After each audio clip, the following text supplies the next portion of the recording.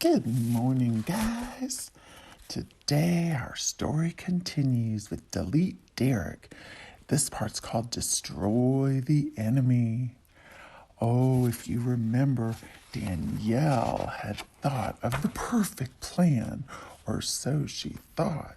She remembered that she knew the password into everyone's files in computer class, and she thought she could just push delete on Derrick's file, and then he would not have his account anymore, and his homework would be gone, and he would be off the soccer team. That night, Danielle was reading the paper with her grandpa when he shook his head. Every time they stop one war, someone starts another one. Does everyone have enemies? He turned another page.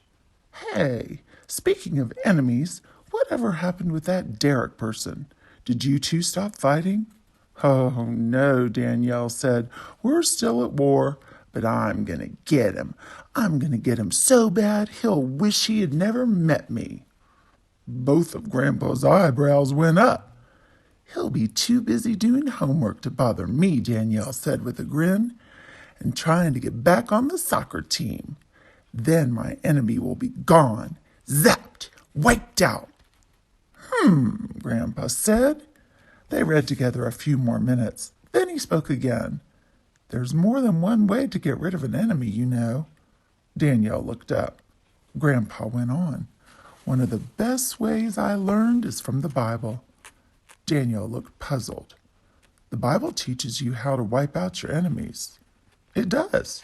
It says you can destroy an enemy by putting coals of fire on his head. Danielle's hand rubbed to the top of her head. Ouch! That would hurt worse than a sunburn. I guess he would leave you alone after that.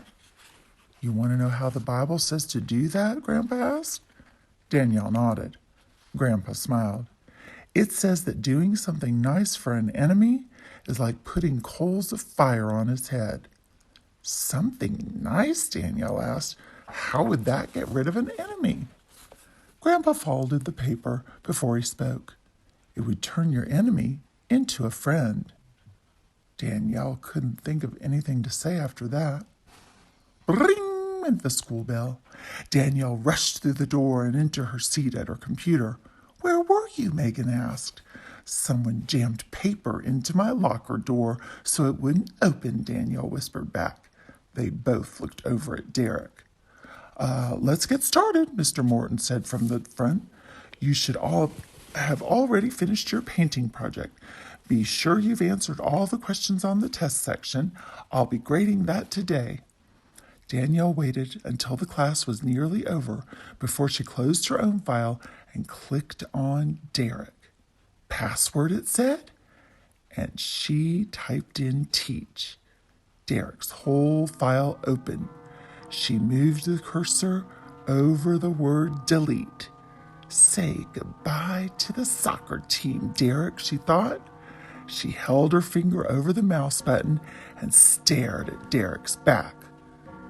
Coals of fire on his head.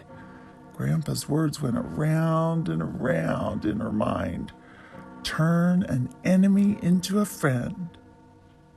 Danielle moved the cursor and clicked on come back tomorrow to find out what Danielle does.